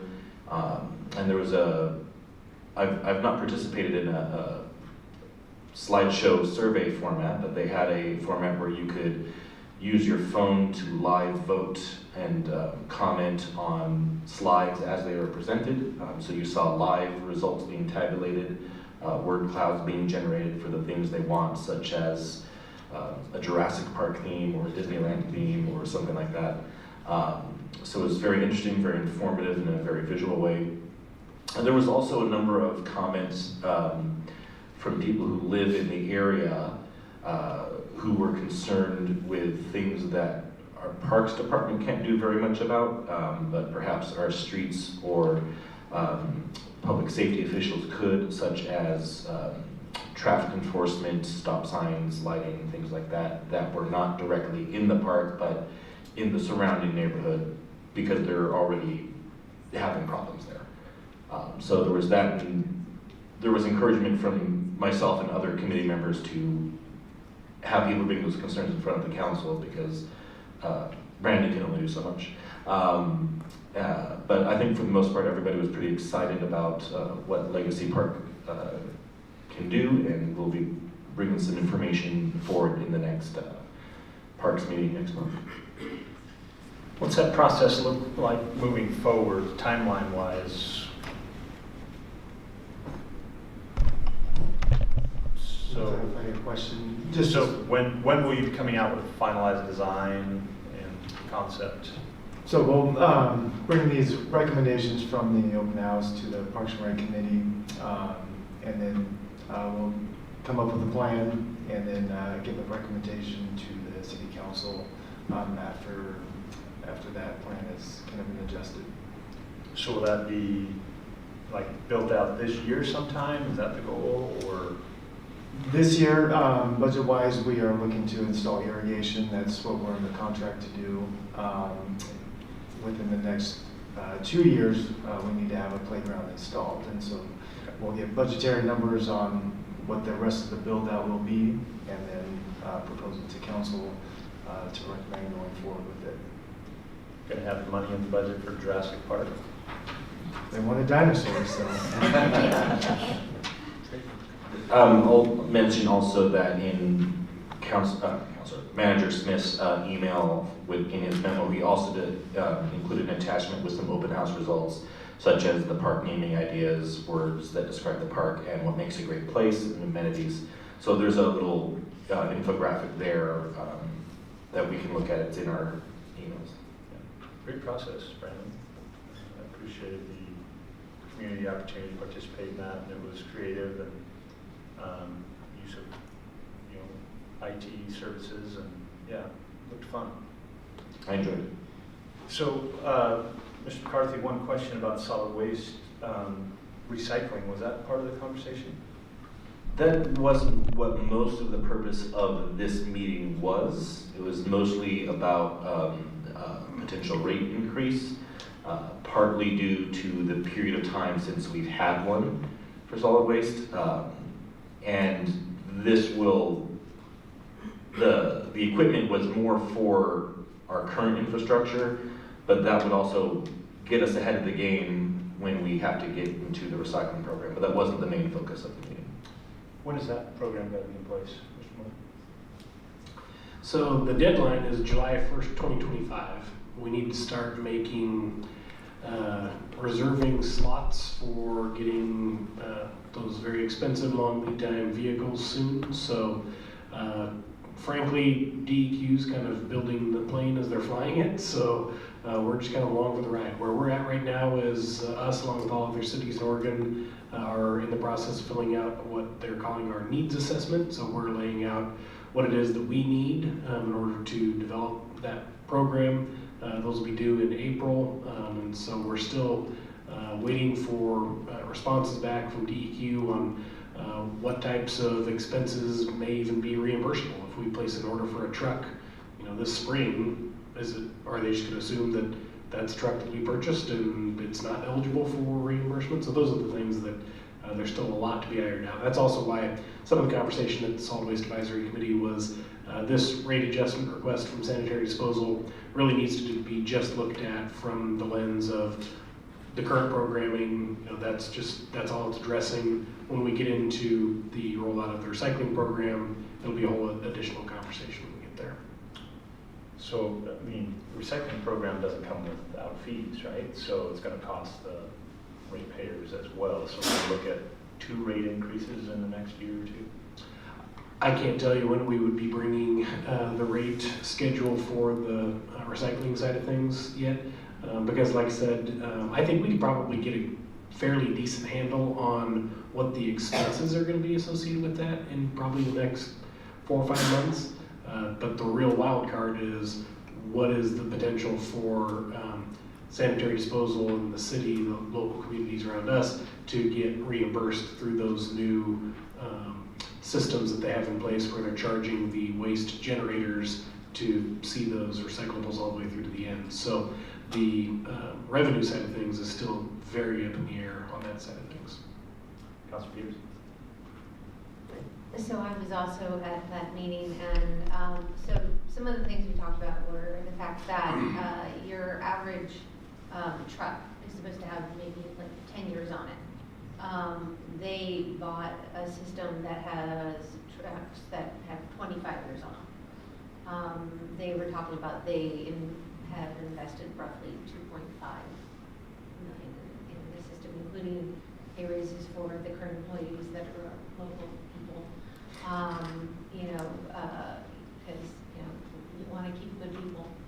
And that was primarily what it was about. And they broke it down as to like how much it would cost the individual, payer. And we keep talking about like increases and that kind of thing. And we just talked about electric prices, and it's like we don't like these things. But the cost per individual that's something that they will show us, and they break it down to the price per trash can, and that's citywide.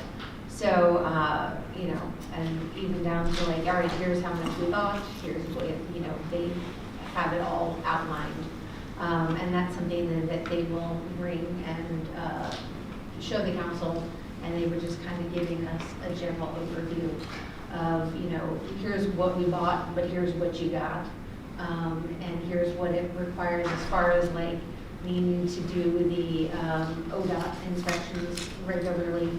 There were times that they've actually had to send people home because they didn't have a truck to stick them in, which then delays services, and then we have, a backup in our system. And so just to maintain the services and keep them going regularly, they explained what they've had to do. We thought we were getting good service before, and for what the program had, we were. Now we're getting a really consistent service. But that's a required investment in the structure itself, so that we can maintain it. Other comments, city committee reports? I have one more thing to add based on that. The other thing that I want to mention is you did a very good job of talking about how there's some improved accountability opportunities with the new equipment. Basically, there's cameras all over the new vehicles. So when a potential customer complains that somebody backed into their car or didn't collect a garbage can, they can know for sure, and that would protect us as a city knowing whether or not that was or wasn't done. So there's some opportunities for that just that we don't have in our current system. Okay. Others? Committee reports? I attended my first Stepping Stones committee as a liaison, their board meeting. They have hired a new executive director and a navigation director. Jesslyn Cole, who's coming to us out of Prosser, is going to be the new executive director, and the new navigation director, who you may be familiar with already, is Carolina Delgado. They both have been hired and started with Stepping Stones. They both are bilingual as well, so a nice resource for our community. The sleep center is still open. The challenge that they're running into as far as the PATH project is the facility development, property development, as far as getting the site open in a timely fashion. They're currently going through a cultural resources investigation as far as making sure the property doesn't have any artifacts on it. And so that's kind of delayed the process a little bit. And so they're looking at development later in the summer. And so the sleep center has to be out of its current location by, I believe, the 1st of March. And so there's only like another month left, potentially, of the sleep center, and they're wanting to have that sleep center up and running all year long. And so trying to find a new location, and so they've reached out to the city of Hermiston and city of Umatilla, and wanted to reach out to the community as well about potential location opportunities for them to move the sleep center to temporarily until their facility can open up out at the PATH location. They're also looking for volunteers still for the sleep center, so if you have the capacity and your time, they're looking for sleep center volunteers. Those are individuals typically, as I understand it, I haven't done this yet, but they come out, welcome them, serve them a meal, and then you leave. They actually have hired staff that stays overnight. And I believe in the morning also they have people that bring them breakfast in the morning. So morning meeting, right? So looking for a couple hours each time, looking for a couple people to volunteer for those shifts every day still. So they have a Facebook site and sign up on the chamber that you can participate with. You do have to be 18 and older. There's a half-hour training program that goes along with that. So if you have some time or capacity for that, they're looking for volunteers.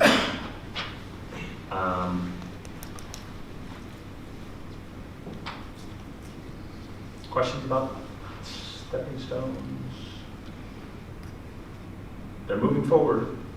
They do have a lot of good positive plans, seem organized. So I was happy to attend and learn more about the process and where they're at. A lot of good people volunteering their time to help support the homelessness population in the community.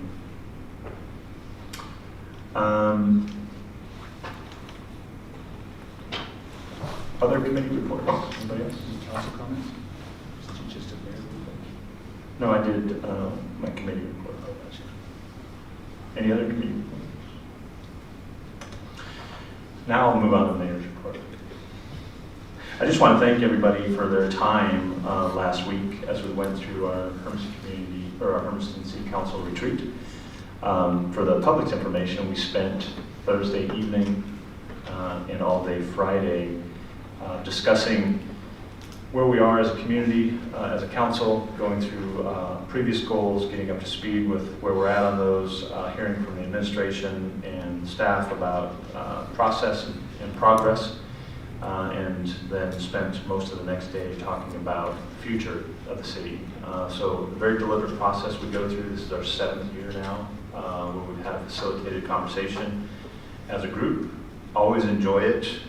Always appreciate sitting down with each of you and getting to know you a little bit better as well as we kind of do some breakout sessions and have some different conversations. And so it's a way for us to build camaraderie within the organization as well, and getting to know the staff better as well. So we had great food too, by the way. Thank you, Lily.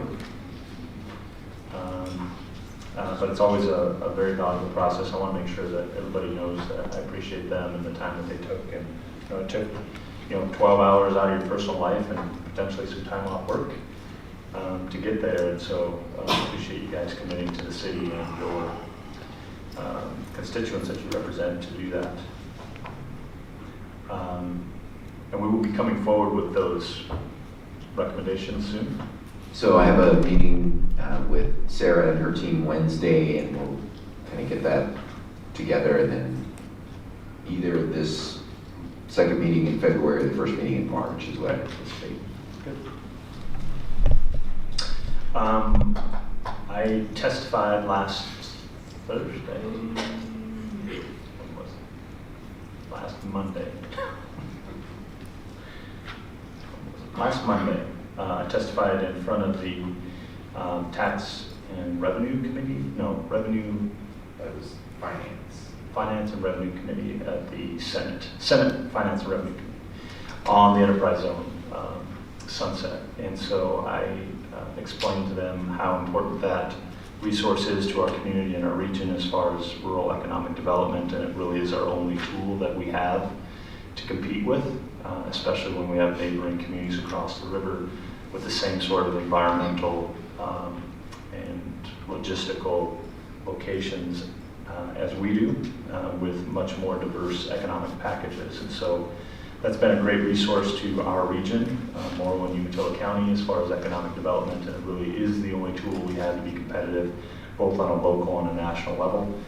And so I was able to testify in front of the Senate Finance and Revenue Committee on that last week.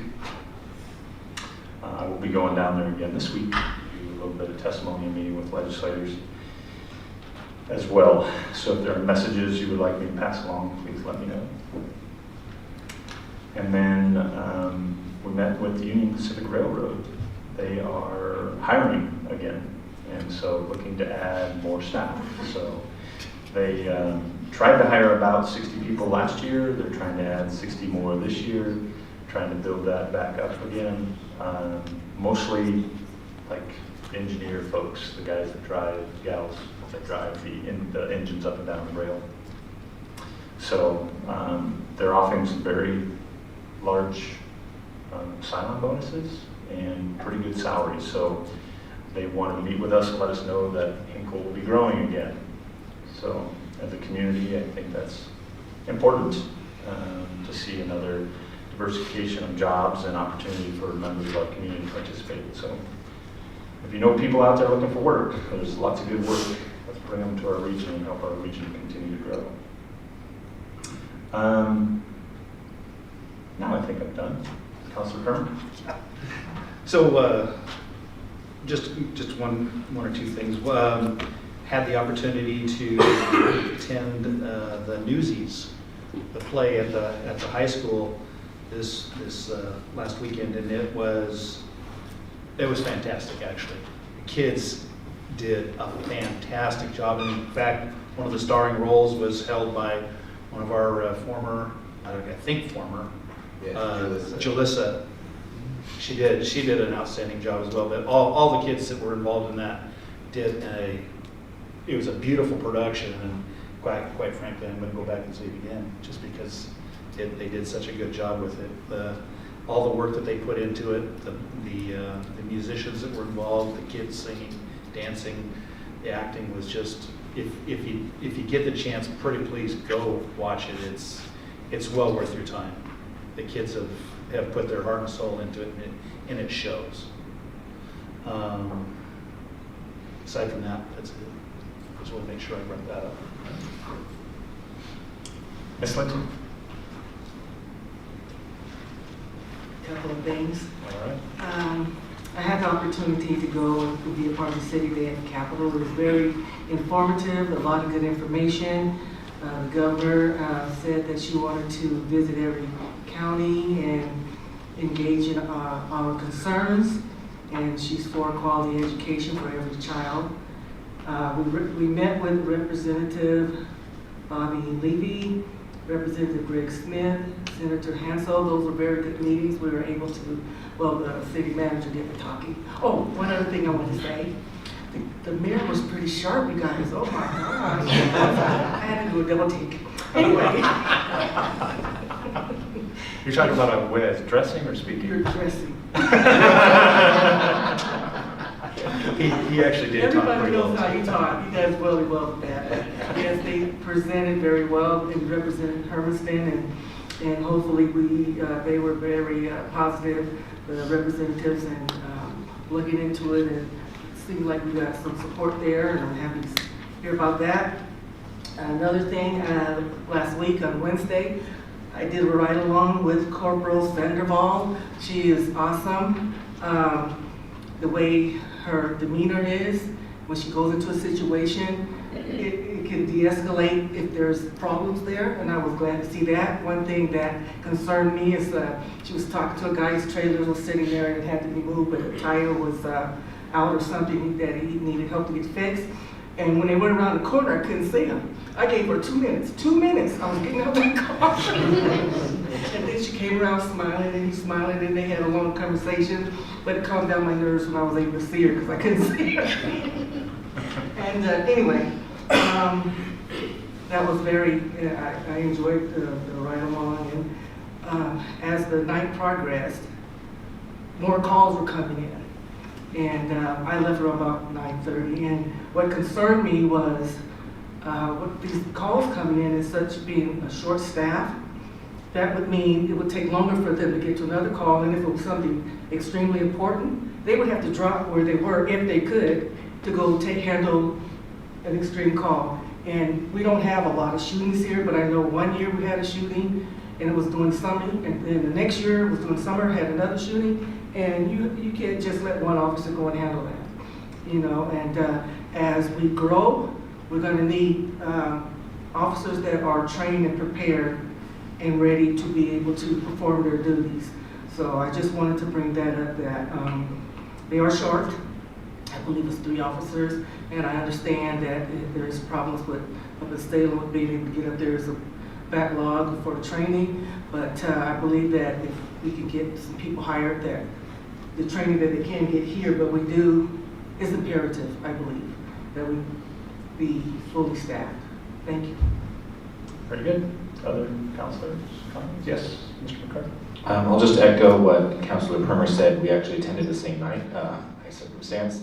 I believe also Manager Smith has a child or 2 in the production. Perfect. I noticed him, and I did like the work he did. I'll also comment that my wife from Dance Unlimited, Alexis, did choreograph the tap number that appears at the top of Act 2, so just putting that out there, which is personally my favorite number. And they did put a lot of work into it. Also, I wanted to talk about the City Day at the Capitol. For a first-time attendee to something like that, very educational. Personally, having never been before, I was a little bit nervous about what to expect, and everybody did a pretty great job of explaining things. We got the chance to network with a lot of individuals, meet some new people, and learn a little bit more about what League of Oregon Cities does and what our connection can be for local control here. So I feel very optimistic based on the meetings we had, and look forward to seeing what the future holds. Others? Yeah, Councilor Burke. Oh, there we go. Just wanted to echo Councilor Linton's comments on the mayor. Not only does it look good, but you are, in all honesty, you represent us really well. You represent this area very well, and I had a conversation with City Manager Smith earlier today to be a little bit more educated about what's going on with the enterprise zones and things that are eventually, potentially going to affect here. And so I think it's, truly, I think it's great that you're out there, not only just speaking at these events, but you're going to the very, very place where these decisions are being made in committee meetings. And I think that's great that we have somebody that can not only voice, you know, our view of what's going on over here, but do it very elegantly, and also with a lot of respect, I think, that you have from a lot of your peers there. So I thank you. I think we think there's a lot of resources here in Hermiston, but you are definitely one of our greatest resources at the state legislature. So I want to commend you of all the work that you've done, and I think your voice at the legislature is hopefully going to ensure that we have, you know, these things that benefit Eastern Oregon for a long time to come, and I think they need to hear from you. And so I thank you for being there and for going back there even again. There's a lot of important things with the new governor, new priorities, and so I think it's great that you're at the forefront with this new transition in leadership to be able to give that voice to state leadership so they make the correct decisions for us here. I appreciate those positive comments. It's very humbling. I don't do it for the recognition. I do it because it's important. You know, as a community, rural Eastern Oregon community, don't necessarily get the recognition that we deserve. And so sometimes we have to make sure that our voices are heard and that we're important and that they know that Eastern Oregon exists. And we provide a lot of good things to this state and a lot of good resources to our state. And so being a part of that conversation, which I would encourage all of you to be a part of as well. The League of Oregon Cities has some great resources, some great training, some great education. I encourage you guys to continue to participate in that as well, and you're more than welcome to join me, or I can join you anytime you want to do something like that. They want to hear from us, the city managers and the lobbyists. They see on a regular basis, and but when they see us real folks, it's really impactful. And so the more often we can participate in that conversation and make our voices heard, it resonates really well, because in those conversations, like when I spoke on Monday, I was the only mayor, and there might have been one other elected official in that testimony. The rest of them were either paid lobbyists or staff members. And so I think they want to hear those of us that these policies are impacting and the representative elected bodies of those communities. So should you have the opportunity or get the opportunity, I would encourage you, if there's something you're passionate about, learn more about it. And I'd be happy to kind of walk you through the process if you would like to on how to do it. It's easy now because you can do it from Zoom. You don't have to go in person. So they do make it very easy for you to participate in a Zoom format as well. And process as far as signing up is easy and they're friendly. It's kind of like when people come and talk to us a lot of times. They're very intimidated when they come and talk here. But we don't bite. I think they find out we're pretty nice people. And I think the same thing down there is they want to see you guys, they want to hear from you. So if you get the opportunity to participate, I would encourage you to do that. So thank you for the comments, though. I appreciate those. Other counselor comments? Anybody else want to boost my ego tonight? All right. Youth Advisory. I see Ms. Doherty kind of over there hiding. Welcome. Welcome back. We haven't seen you in a while. Thank you. Is it okay? So within our school, we've had a number of sports and clubs that have competed at the district, regional, and state level. Just to name a few, because there's been a lot, so I'm probably going to leave a couple out. But bowling, chess, cheer, and wrestling are or have competed at the state level, and boys swim, basketball, and FFA have competed at the regional and district levels. So all of them were fairly successful, and upcoming we have our Sadie Hawkins dance, which we haven't done since my freshman year, so when COVID started. And we're also beginning preparations for our prom. So, pretty busy. What did I hear? 14 athletes going to state wrestling this weekend? I know 10 boys, but I haven't heard of the girls. I heard today. That's a big number. So. I know we got second at the regional competition to Meade, so pretty good school.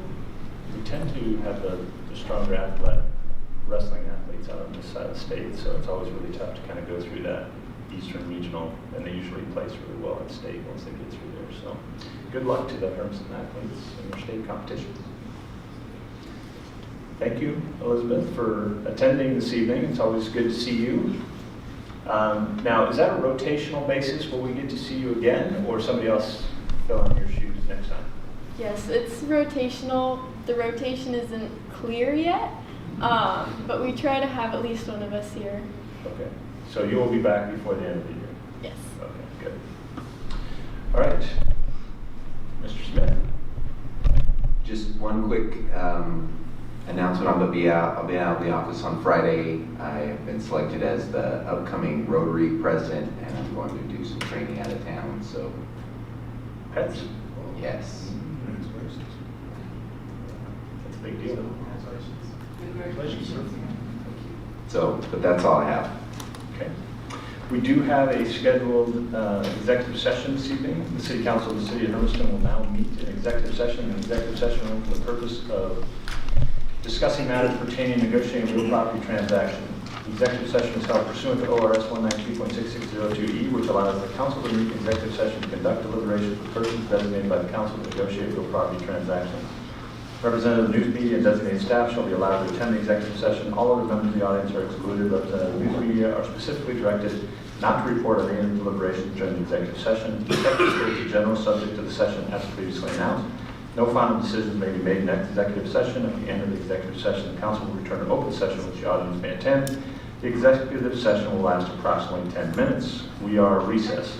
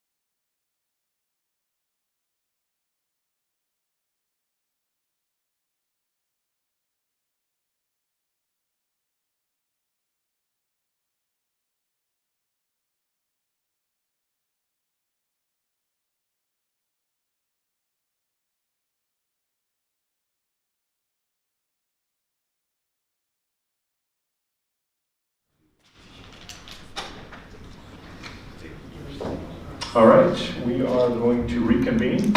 And anything else for the good of the order?